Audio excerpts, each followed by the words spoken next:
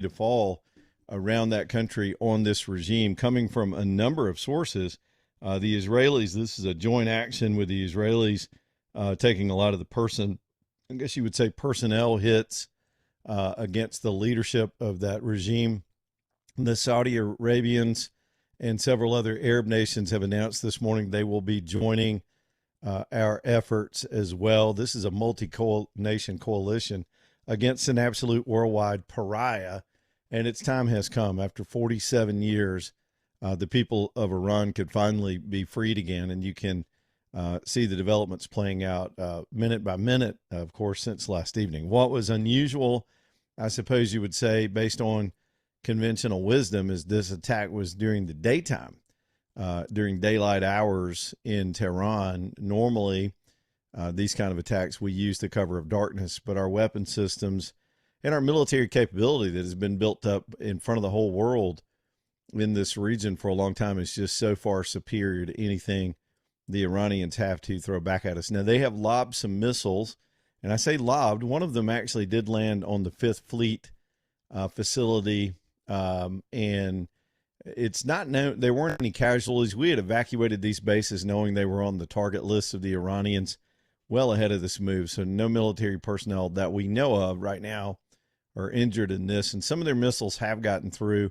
I think one blew up over the UAE. There are interceptors happening all around, but their efforts will be wildly futile because by the minute their ability to respond is being degraded. The United States, Abraham Lincoln, at this hour is taking out their Navy, the Iranian Navy, and the president said it as clearly as possible. We may re-rack that speech here in just a little bit that he gave there in front of the flags. I believe he was in Mar-a-Lago when he gave this speech, wearing the white USA hat, with the president telling the world that we are going to take out their entire military, their nuclear program, and their command and control structure and their leadership, and turn the country back over to the Iranian people. In fact, the president, in very dramatic fashion, told the Iranian people, when we get done, take your government back. That was just chilling to me. I grew up in an era where the Iranians, this particular regime, came to fruition in 1979, and this has been,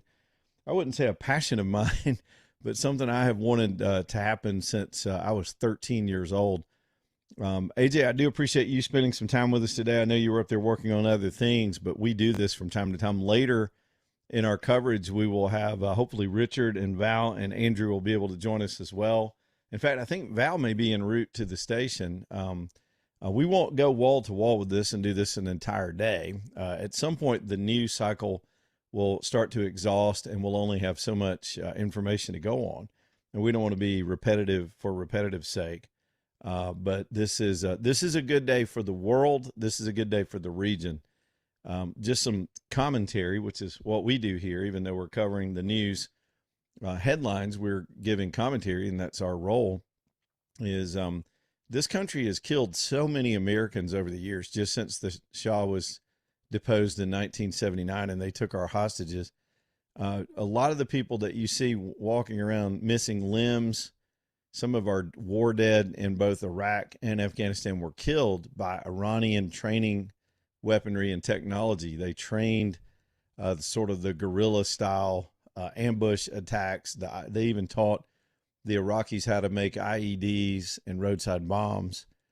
And they have been the exporters of terror in the world for 47 years, the chief disruptive force in that region. Even you can trace it all the way to the most recent October 7th attack in Israel was completely funded and organized by the Iranians. The Iranians, not the Iranian people, the Iranian regime, the mullahs in Tehran, are the ones that have completely funded and almost created the Houthis and Hamas and the other organizations that continue their activities. Hezbollah in Lebanon is also funded and trained and outfitted by the Iranians. And then they export their terrorism all around the world. There's so many examples. And this is the only thing they understand. They were at a negotiating table. The military force was there.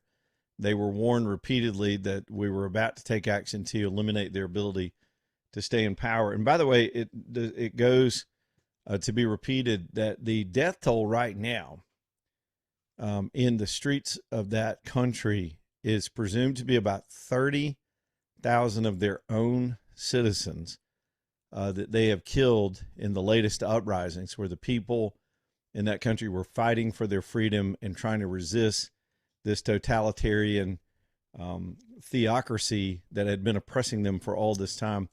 The average age of the Iranian is under 35 in that country, and some of that generation, all of that generation, knows nothing but this regime. They've heard stories from their parents and grandparents about how things used to be. It was a very modern and wealthy Persian country. This is not an Arab country. This is a Persian country. And the Persian culture goes back thousands of years. And all of that was destroyed when the mullahs took over in 79. And they've managed to keep this death grip on these people and people in their proximity. The Houthis in Yemen, the number of proxy forces that they have to deploy in that region are just all over the place. And so finally we have an American president with the courage to take this kind of action. The United States has had this capability through every president that we've had, and that goes back to Reagan. The hostages were taken prior to Reagan becoming president, and Reagan, they got quiet under Reagan, and then they would pop up whenever we would display weakness with various presidents in the interim. And there'd been attempts. Famously, Barack Obama attempted to have an Iran nuclear deal. It was one of the worst things we've ever been a party to as far as foreign policy. It's completely feckless and ineffective. And that's where the infamous plane loads of cash wound up landing in the middle of Iran in the middle of the night, cash money that they turned around and used for more terrorism. The damage, back to our own country for a minute, that was done with the weak and very bizarre and third world ideology of Barack Obama in this world is still playing out on the world stage. But that's being reversed in a diametrically opposed way by this particular administration. These aren't, as I said when we began the show, these aren't plane loads of cash. This is a reckoning that the Iranians have coming. Now, of course, there'll be critics. The people on the left in this country, hell, they criticize the ballroom. They criticize our hockey team winning the gold medal. They hate anything that's pro-American or pro-freedom in the world, or anything that the president supports. Those people are complete noise and should be ignored today, because the people in the world that understand this issue, the people in the world that, not just people that are anti-Semitic or caught up in conspiracy theories about Israel, but the people that understand how that region works, how the rest of the world works. And if you're thinking deeply, you have to think about how this action plays into the giant world chessboard that also includes Venezuela. It includes Cuba, includes all the things that are happening right now in our own hemisphere. This is America actually vanquishing a lot of despotic leaders that are causing us problems and causing problems for their own people and freedom in the world, not to mention the economy of the world as it relates to oil and the oil production, which is very important. Before you start getting sanctimonious, before anybody around you starts getting sanctimonious about this being about resources, hell yeah, it's about resources, because we all die without it. Our entire planet comes to a grinding halt if the free trade and the free oil in the world isn't available. And if it's used as a weapon and just a blunt instrument against the rest of the world so that these people can make money and support their terrorism, that equation, I believe, was erased some hours ago when this action began. Now, where are we going with this? It's hard to know the actual end of it, obviously. We do know that the Pentagon and our own government is saying this is not something that's just going to last hours, like the strike on the Fordham facility was just an immediate quick strike, caught the world by surprise last June. This is something that could go days or weeks, because they've got to do a complete destruction of the capability of that government, not only to strike back against us or their neighbors in the region, which will become diminished by the hour, but to continue to kill their own people. One of the leadership list that of the targets on the ground is being put out today of those that are being taken out. Now, most people will not know these names. These are not household names here in the United States, but they've taken out the supreme leader of their court system, They being the Israelis are leading that part of the mission. They've got the best intelligence on the ground as to where these people actually are. This is a guy who had sentenced thousands of his own citizens to death over the years for a number of reasons: violations of dress codes, daring to speak out in public. If you're caught in that country doing anything that opposes the regime, they kill you.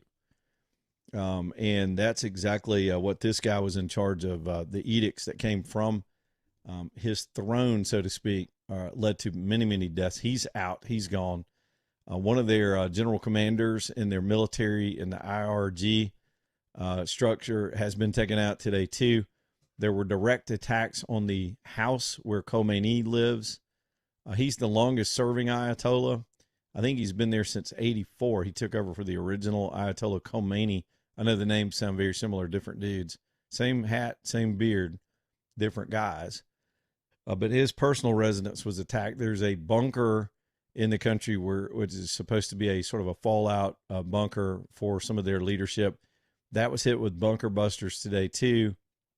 We don't know how effective any of that was, but we do know that as far as personnel goes, the leadership structure is slowly being picked off, and the military targets, which are quite obvious in some cases and on full display, are being taken out one by one as well. So it's going to be dramatic. Now, the ominous thing that Trump said in his message that I didn't see till I got up this morning, all night long I had this sense I should be checking the news, and I didn't do it. And then I wake up this morning and see the president's statement. The most ominous thing that the president said in that statement was that there could be American casualties, and that's just a fact of any kind of action. We have been, I think, exceedingly skillful, and on top of that, blessed by the fact that we've been able to do the Maduro mission and the Fordham strike with no casualties, no aircraft losses. Even though you saw the American hero at the State of the Union the other night with his leg shredded, who continued to fly his helicopter on the Maduro mission and freed those people. Make no mistake, and there's evidence of this already in the streets. This is a liberation movement. I'm calling it for now. It does have an official operation name, but this is the liberation of Iran. This is the liberation of those people which have been yearning for us to help. And I'll never forget, I was incensed back in 2009. Barack Obama had just become our president, and we didn't know. I didn't understand his perverted ideology about the world. I just didn't. I knew he was a bizarre guy with a weird name who had come out of nowhere to become president of our country. After a great economic crisis, people looked to a change after cataclysmic events like the housing market crash. So they turned to this very sharp-talking guy who was different. And that was his appeal. But in that difference came his bizarre upbringing and his strange view of the world. And part of that always included throughout his whole administration, coddling the Iranian government, sending John Kerry over to cut that nuclear deal, that dysfunctional deal. And then, of course, when the Iranians, they had an uprising in 2009, right after Obama became president. There's no irony here.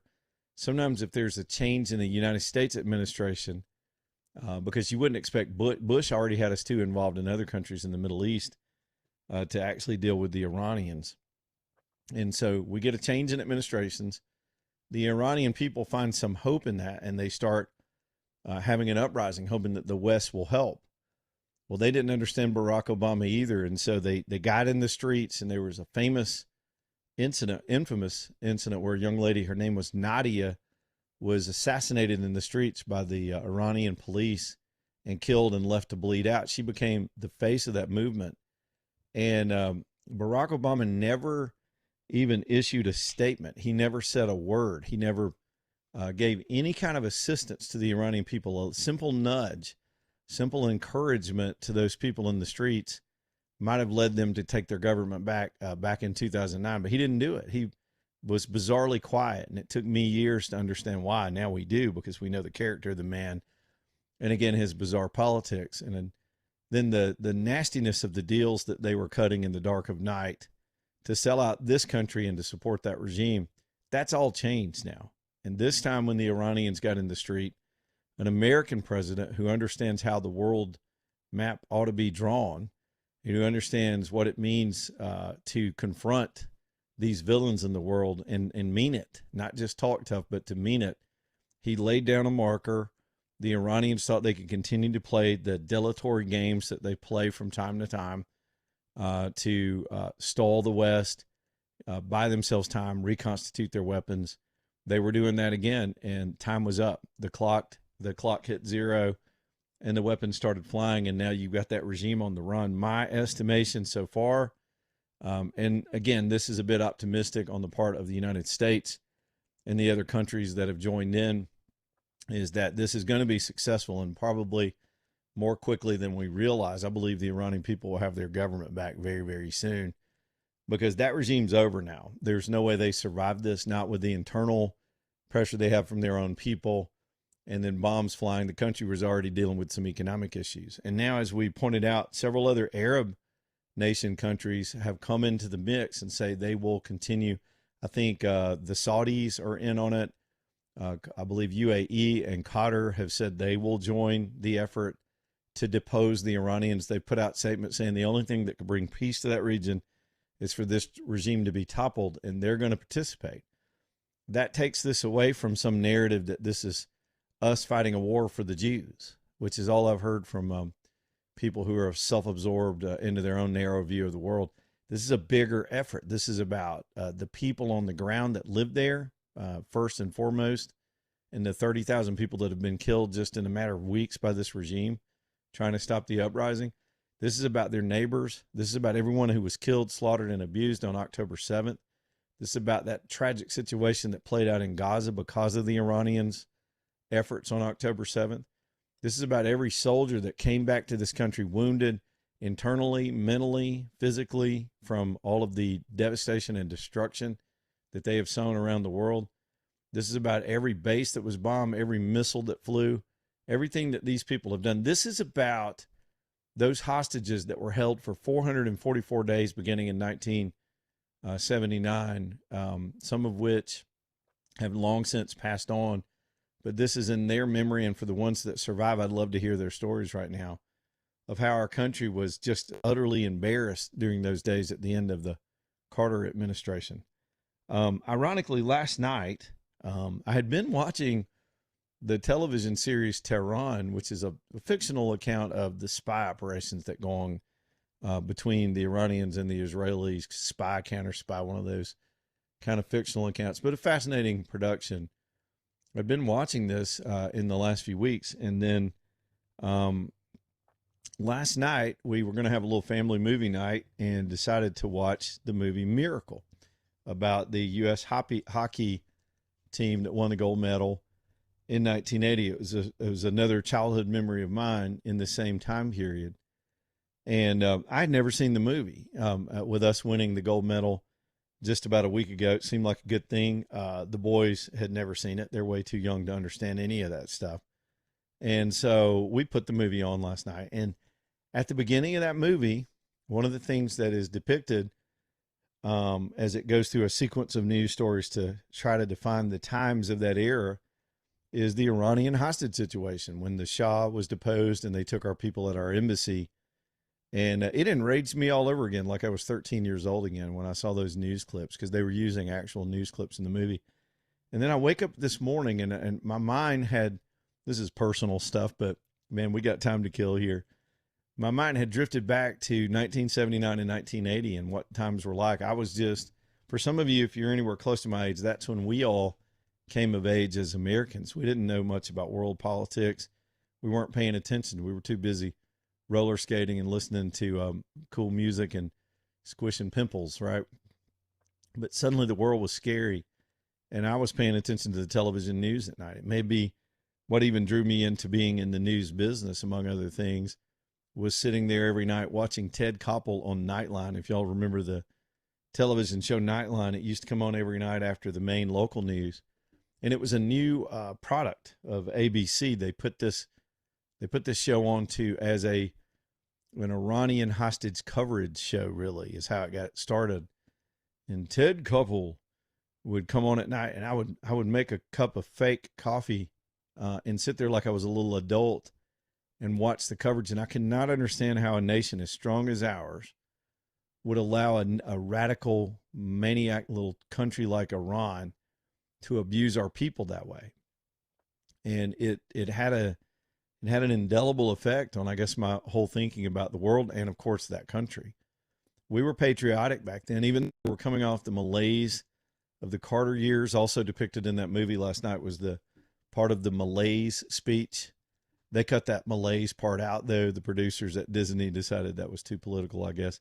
Carter really looked weak in that moment, and it was all of those events, the invasion of Afghanistan by the Soviets, maybe even the hockey win, our hostage situation, the price of gas, all of that eventually led to one of the greatest presidents in this country's history, which was, of course, Ronald Reagan.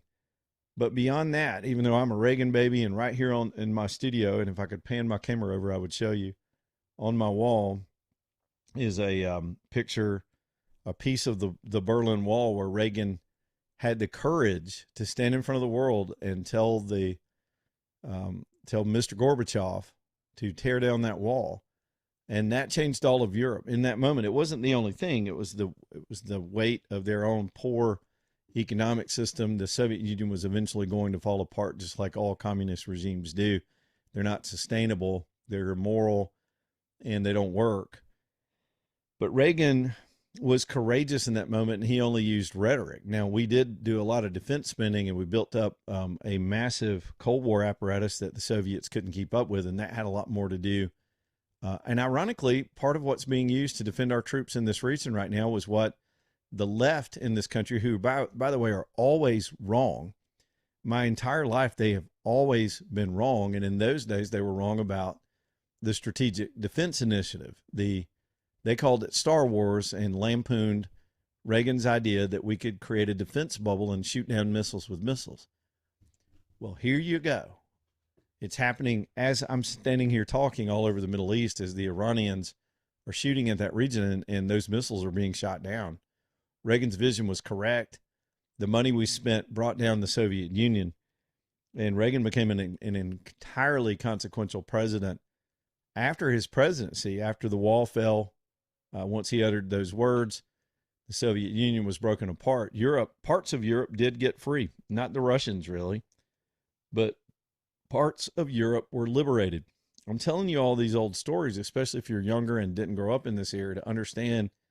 If you've seen history, you understand what's happening right in front of your eyes sometimes. And what we saw in those days was liberation. And what we're seeing right now is liberation. It takes a firm American West sometimes to lay those markers down. And so while Reagan was entirely consequential and completely influential in my life and the lives of a lot of us that grew up in that era, Trump comes along and may be the most consequential president of our lifetimes, even more so than Reagan, in that he is, in a lot of ways, the way he sees the world, unlike that description I just gave you of Barack Obama. What you see coming from this administration is it's a re-upping or a reboot, so to speak, of the same kind of philosophy of the Reagan era, where the West would be strong. We would say what we mean, back up our actions, declare what we will defend, define our enemies clearly, and confront them when necessary. And we're doing it. We're doing it in a number of ways. And I would dare say up to this moment, unless something goes cataclysmically wrong, we're doing it very, very effectively right now with this regime that has had this coming again for 47 years.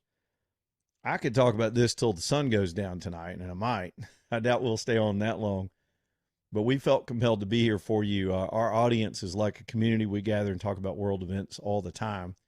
And some things just can't wait till Monday. So here we are. A little bit later in the show, we'll have Valerie Vining will be joining, and I think Richard may be available as well. I know that AJ, let me let you get in here. I have pontificated for almost 30 minutes now. Any thoughts from you on this, or tell me, have we heard from Andrew or Val or Richard? Are they going to be able to join us? I haven't heard anything from anybody else just yet. When you wake up this morning and you think just like it's going to be a normal Saturday, and you're just going to come in, do your work, and go home, and then you turn on the TV or you pop open your phone, and it's like my phone was going off constantly this morning. I was like, what is going on? And I thought, honestly, I really thought it was just like, oh, okay, there was just some talks, rumors, but then Like, just I was just bombarded with Yeah. a whole bunch of like different things, and it does kind of take me back because you mentioned about the Miracle on Ice that in the '80s, and you talk about the Iran hostage. It's almost kind of like history repeating itself, but this time it's not Iran doing something to us; it's us doing something to Iran. You know, and you know, you always mark like where you at in points of history, and you know, I'm gonna look Oh yeah. back years from now because you know when my kids get older and they talk about some of the pivotal points in history. You know, where was I? Or what was going on? What was going through your mind? And you start seeing the shift and change. And I could be like, oh, I remember when this and this happened. And this is one of those critical moments in history that even though it's now and it's happening, but what's going to be the effect of this a year from now or 2 years from now? So it's definitely interesting. Yeah, I was sitting here scrolling around. By the way, we are up on YouTube. Some people have asked us that this morning. Are we on the feed? Yeah, we are Yes. on the feed. AJ, I don't know if you can see me playing around with the camera here in my studio, but I was just mentioning this, and I thought it was kind of poignant. I was able to get one of my cameras. It's not tilted correctly for that angle, but That's all right. It's still you. It's still the visual is still good. that's right. If you can see right there, I think I can remember how to do this. Right in the middle, right there. Can you see that circle that I just Yep. drew? That's my little plaque with Reagan standing there at the Brandenburg Gate, and that was a nice gift from years and years ago. The other shots are my father and back in the reporting days. But that right there, down in the bottom of that corner, is a little piece of the Berlin Wall. That affected a lot of us. That affected an entire generation of us. Um, and I've had that on my business wherever I've worked. I've always had that up there. Sometimes I'll actually stop and look at it and read the words on that plaque, and it's that famous quote where Reagan challenged the world, really challenged Gorbachev to tear down that wall, and that was such an important moment again for all of us from that era. And I'm getting a sense of that now, not in that these are the exact situations, of course, but that times are changing right in front of our eyes. And this is a very different world that we live in now. And this is one of those moments where things, and I said this before, and I'll be kind of repetitive sometimes. It's still early and I need more coffee. But this is one of those moments, like AJ said, you'll remember when you heard about this. And I'm extremely optimistic this is going to work out just great. Now, it'll be ugly. I'm not saying it's going to be smooth at all. Anytime you've got a despotic regime that's got this kind of capability and they're being deposed, some of them will fight their way out. These are suicidal people. They just are. It's part of the belief system and the culture. You need to, if you spend some time trying to understand the mindset and the worldview of these end time extreme Islamic sort of belief systems, you understand how they don't value life like we do. Our culture is completely different. We tend to want to put life over death, light over darkness. These people have a fatalistic view of the world that everything's going to die anyway, and the most honorable thing they can do is die for what they believe in. In some Western cultures, of course, we believe that too when somebody lays down their life for someone in those ways. But the value of life and the preservation of life and protection of people and a system of justice for the innocent doesn't exist in their world. Their view of justice is all about an extreme, very literal, fundamental view of the text of the Quran, and that means death to anybody that's they deem to be in opposition to that, whether it's their own citizens or anybody else on the world stage, and they will kill you. They will kill themselves with every capability they have. And that's why they've been on this death machine run throughout this region and are so dangerous, and why they can never be allowed to have a nuclear weapon. So for decades, the focus has been stopping them from getting the bomb. And now what we've come down to, which because it's just not possible to trust them with any agreement that you make. Their greatest wish is to achieve nuclear capability. And I've said it before, the minute the Iranians had ever achieved a deployable bomb that they could target and launch, you would see a mushroom cloud over Jerusalem and Tel Aviv, particularly Tel Aviv. They would use it. They wouldn't create the bomb to just have strength and balance in the region or achieve some kind of parity. It's really an egg-headed, strange, ignorant, sort of naive worldview to think that.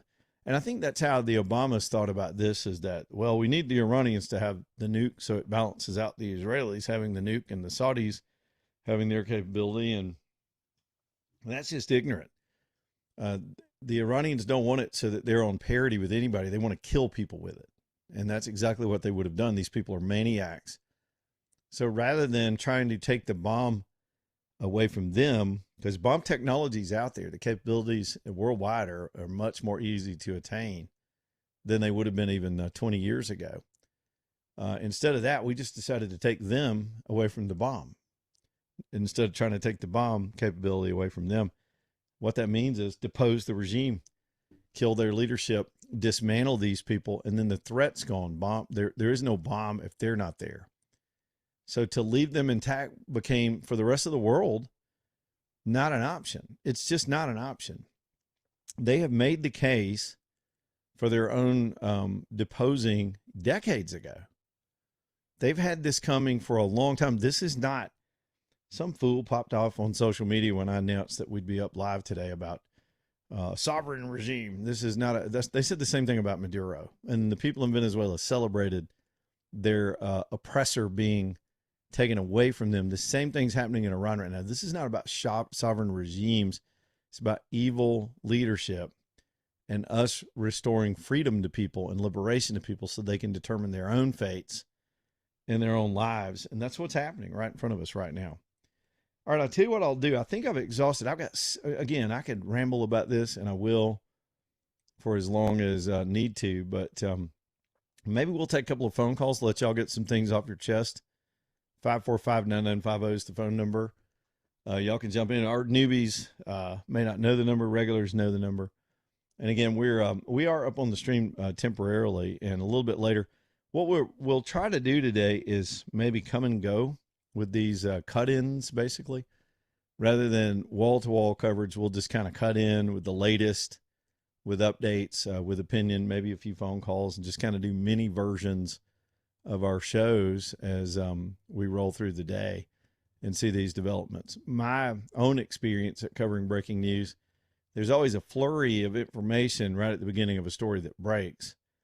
And then no matter what the story is, inevitably we get sort of a lull. It will be dark in Iran here in just a few hours, and there'll be probably less visuals and less stuff to see and less real information that gets out. So there's a little bit of a lull that'll take place where we're kind of repeating the same top lines of the story. And then there's just another flurry of information. There'll be a lot of bad information today, too. Y'all, it's the nature of the social media world that we live in. There's so many people that just make things up. I've already seen fake video clips. I've already seen stuff that's not legitimate. The sad truth about the AI world and the social media world that we live in now, as far as information, and I said this months and months ago, is not only can false things be presented as truth, the sadder part to this whole equation to me is that we're in a space now where truth can't be believed, where things that are actual true images and a true picture of what's happened, we have to wait to even believe that or disbelieve it until maybe there's triple sourcing on it because of all the fake stuff. They've muddied the waters and dirtied the air of truth so much that real truth can't punch through. That's a dangerous place to be living in. This morning, there are images of what looks to be a missile strike on the 5th Fleet facility there in Bahrain. The headquarters of our 5th Fleet was there. It's a pretty impressive building. No one was hurt in that incident based on reporting that we're getting on the ground there from our own sources. The missile did land, and it may not have directly hit the headquarters. There's some reporting it hit a warehouse, but we had already evacuated the base in anticipation of these attacks or some of those missiles getting through. So far, the Iranians have been able to get missiles through to our base in Bahrain, the 5th Fleet Center, one called the Al Jafar base. Some of you have served on these bases and know these bases well. One did land in Qatar. We had a couple of incidents in Kuwait, which is so in proximity, so close to the Iranians. A couple of air bases took strikes, just single missiles. The UAE had a couple of incidents, and of course, that drew them into it. The Iranians, by lobbying these missiles not just at our bases but at our neighbors, have now drawn a lot of those. It gave them a predicate and justification to get involved and assist us in this effort. And that's exactly what we need, a multinational coalition working toward the same goal, which is simply to dismantle their capability and depose that government. And it's happening. It's happening in real time, and it seems to be very, very effective. Let me pause just for a minute. A senior official, let's see, blah, blah, blah, blah, blah. This just coming across, I can't confirm this. I'm just going to go with some of the flow here of the stuff that's coming out. I do recognize the source here, but there is a reporting right now that Khomeini is almost certainly dead. And that's pretty dramatic because they're so top-down dictatorial. They believe Khomeini is a representative of God. This is not just your normal sort of political structure. This is a theocracy. And so there's so much symbolism, and not only the disarray and messing up the command leadership in that country and taking out Khomeini, who was the supreme leader, as they call him, but the morale that it, I'll say this, let me just make some slight predictions here. If they can get to him and the other lieutenants and commanders immediately underneath him are taken out of the communication structure, slowly you'll see the rest of that government flee and run for it.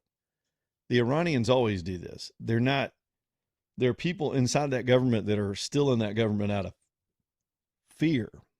They're participants in the Republican Guard and in their other police functions and in their intelligence apparatus out of fear of leaving, that they themselves would be killed. They can't escape the country. They're stuck in those roles. Those roles demand obedience to the supreme leader. Again, I've said it at the beginning, you utter anything that seems to be treasonous to them and you're dead. The minute they're free of that, if the threat is taken out at the top, they're going to go grab their families and take off their uniforms and run for shelter. In fact, Trump encouraged that today, and he said it in the clearest terms. And I think here in a minute, we'll pull that speech up. In fact, if you do that, AJ, it's probably clearer if you produce this audio on your end. If you see the Trump speech real quick, that'd give me a little bit of brain space to dig up some more information.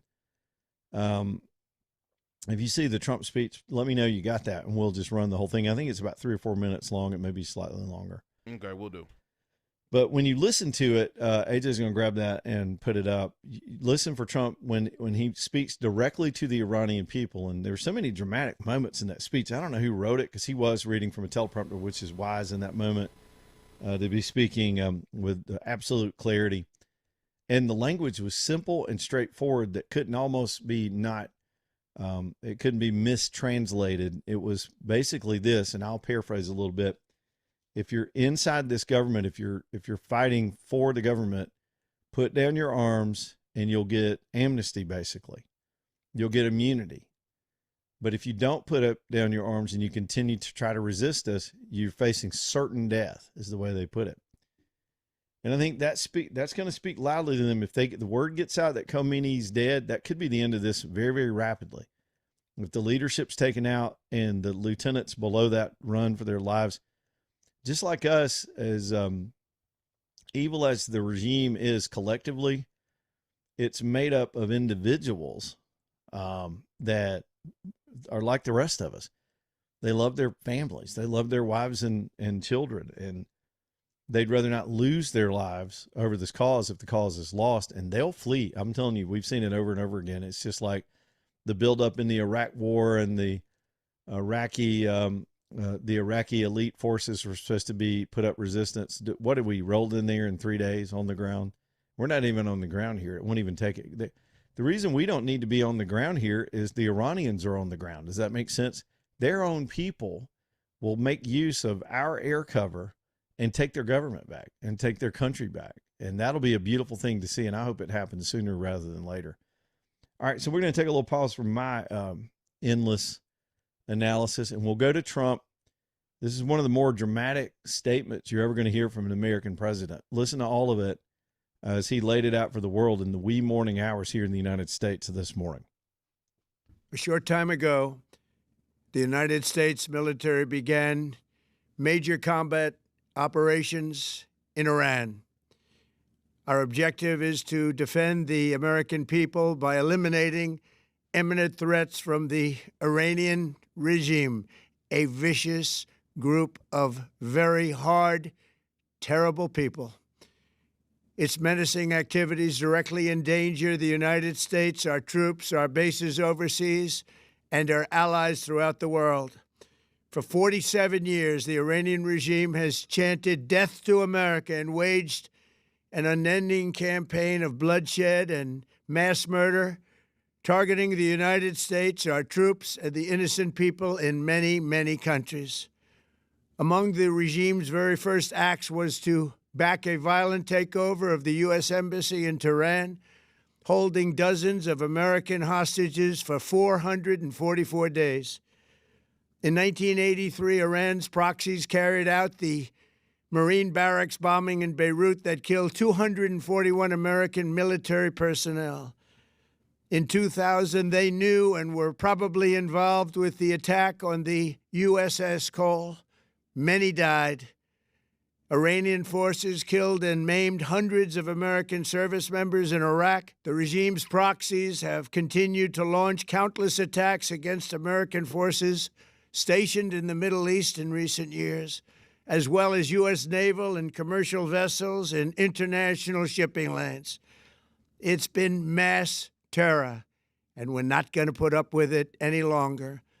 From Lebanon to Yemen and Syria to Iraq, the regime has armed, trained, and funded terrorist militias that have soaked the earth with blood and guts.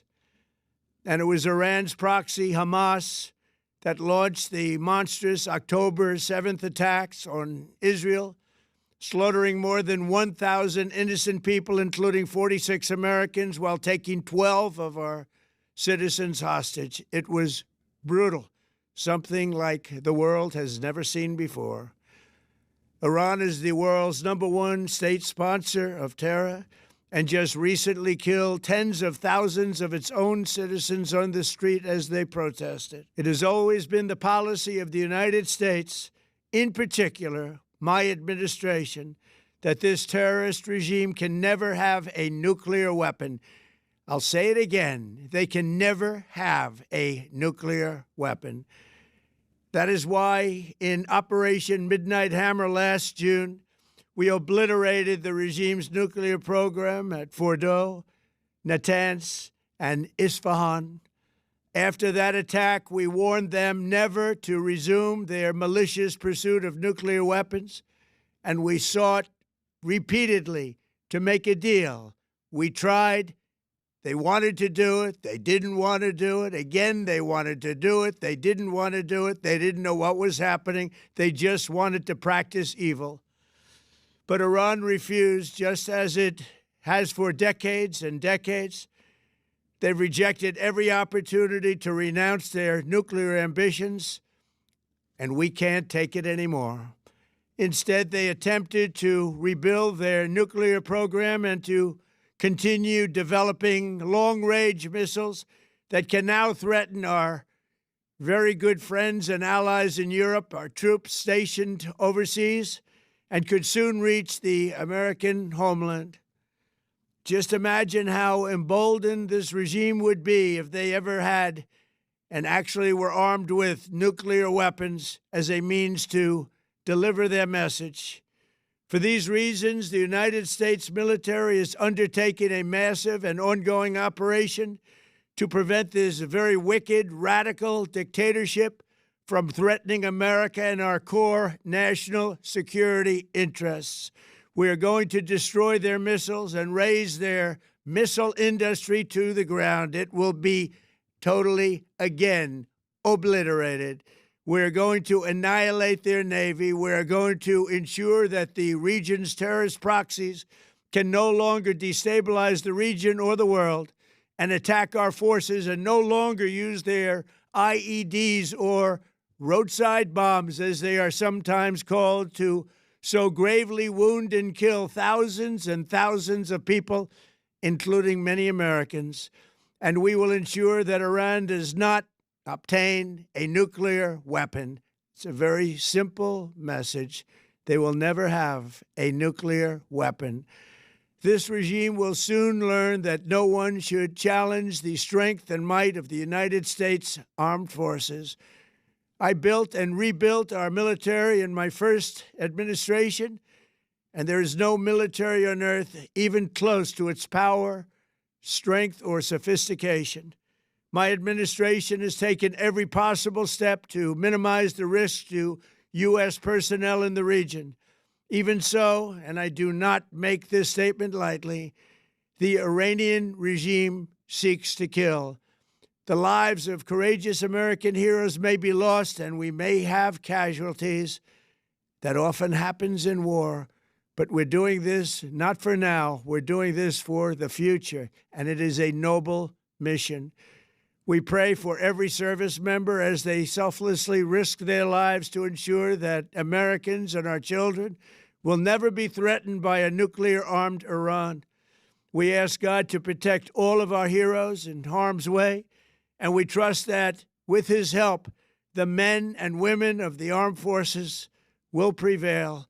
We have the greatest in the world, and they will prevail. To the members of the Islamic Revolutionary Guard, the armed forces, and all of the police, I say tonight that you must lay down your weapons and have complete immunity, or, in the alternative, face certain death. So, lay down your arms. You will be treated fairly with total immunity, or you will face certain death. Finally, to the great, proud people of Iran, I say tonight that the hour of your freedom is at hand. Stay sheltered. Don't leave your home.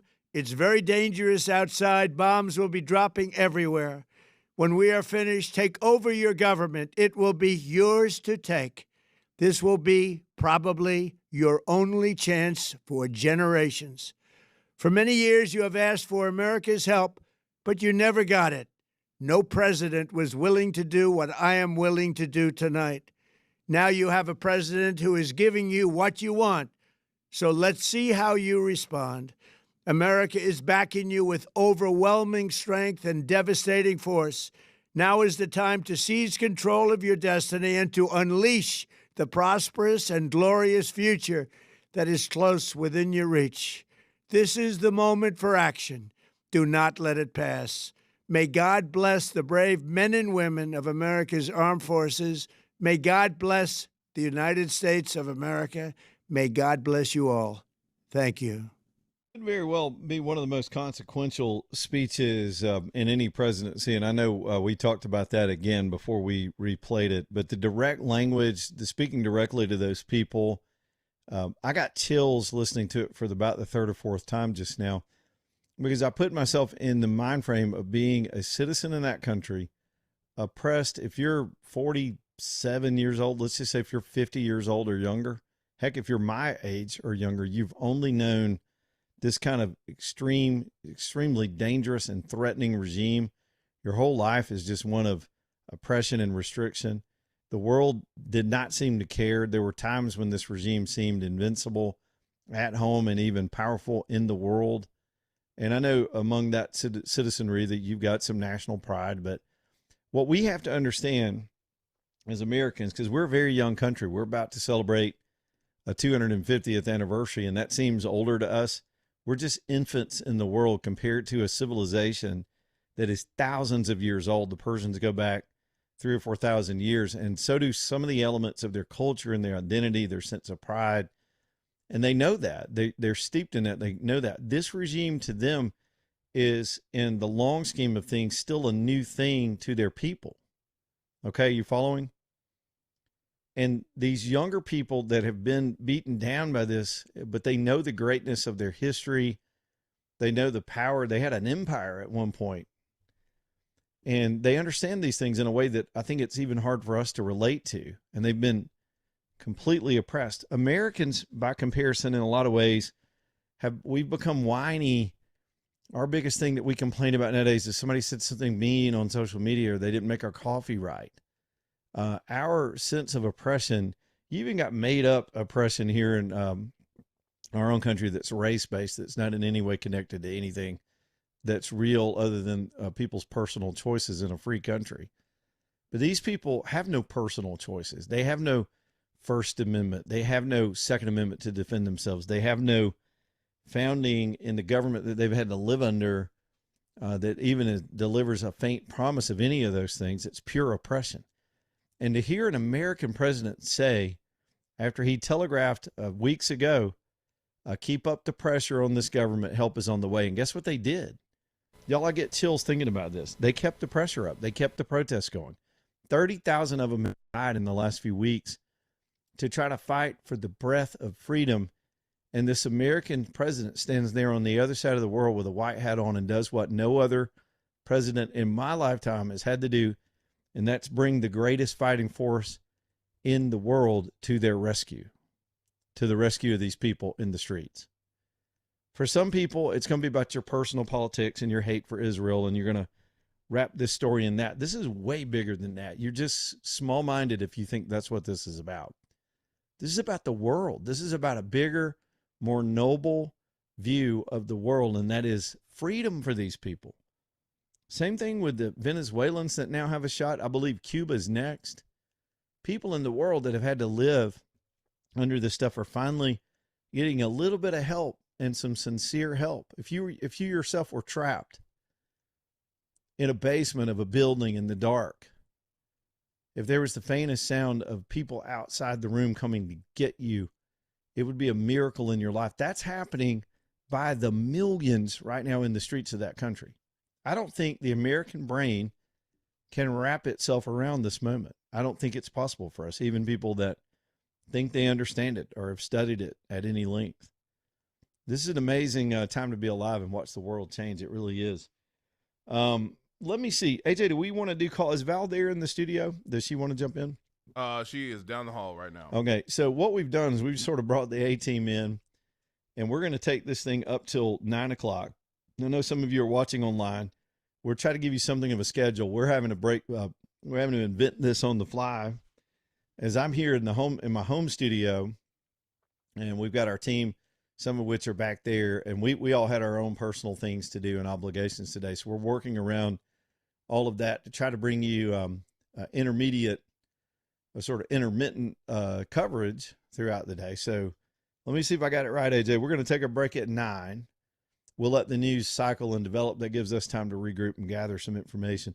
I'm not standing here like on the Fox News set with 30 producers feeding stuff to the screen. It's just me.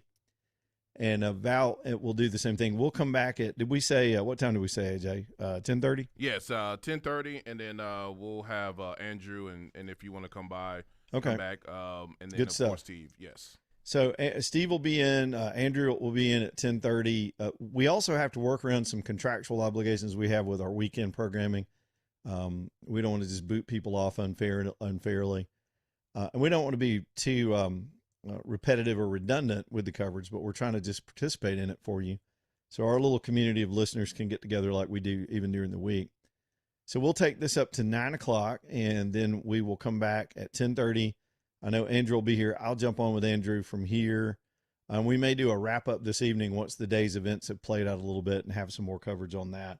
I don't know what our plans are for Sunday. At some point, we have to regroup so we can come back and do 13 hours a day of live and local programming all week next week. And what an incredible week it's going to be next week in response to this. We'll know so much more about the effectiveness of this operation and how whether it's going to be successful, whether there'll be any casualties on our side, which seem to be limited right now. And based on my understanding, I was sitting here trying to scroll and pull up some analysis from others that are perhaps trained in the military tactics. So far, the United States military has pulled off it. The thing is, it wasn't a surprise, but it was a surprise. Does that make sense? We've had this massive buildup that's been going on for weeks. And I think the Iranians had become conditioned that the West would always bluff. and that we would try to draw these hard lines. There was even some ignorant coverage from some people that I think normally I'd agree with politically from time to time that said, oh, Trump's not going to do that. He's supposed to be the peacetime president. You can't take anything off the table. If there's anything people have to understand about any negotiation scenario, we finally have a president with some experience at negotiating. We had a community organizer as president and a vegetable. We had a Roomba robot that ran into walls as a president for a long time. These people don't. They came through politics. Politicians don't know how to do anything but sell us out and get us in debt and serve themselves. But people with a different perspective understand you don't immediately walk in the room and give your whole position up, and you don't take anything off or off the table that could be a possibility. But when you put something on the table, you've got to be willing to back it up. And we just did it. I think the Iranians, according to those military analysts, were caught off guard at the speed and the efficacy of how quickly we started taking out their command and control structure. And it's always that initial salvo that's the most critical.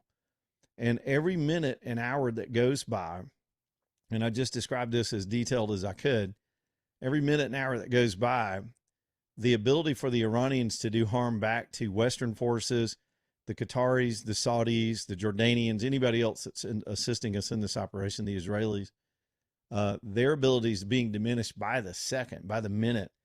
The leadership's gone. Their command and control structure is gone. The Navy's slowly being dismantled by the USS Abraham Lincoln. We have 2 aircraft carriers in a position to do 2 different missions. They're completely 2 theaters within this thing itself.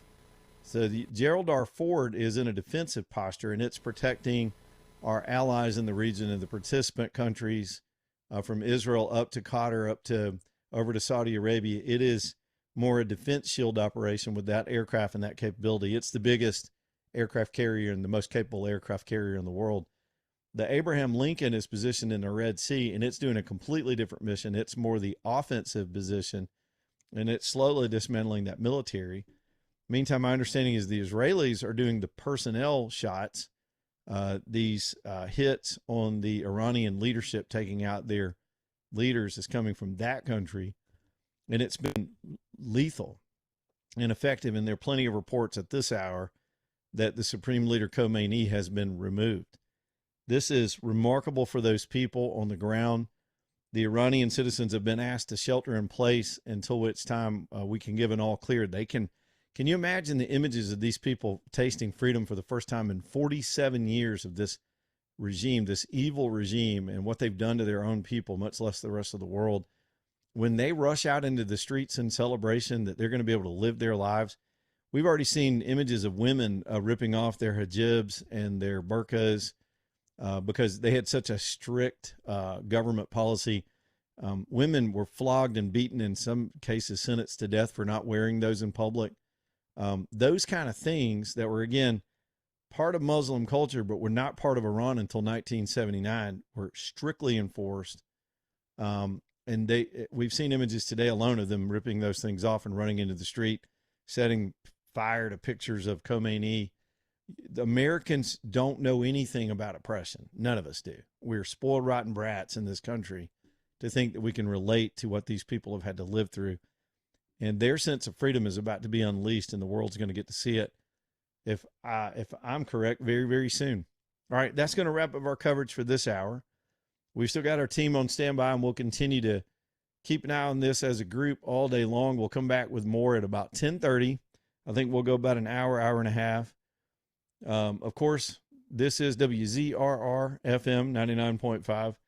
Y'all, we are here for you in this urgent breaking situation. This is what we do, and we're here for the latest minute-to-minute developments all day long. This is Talk 99.5 in Birmingham.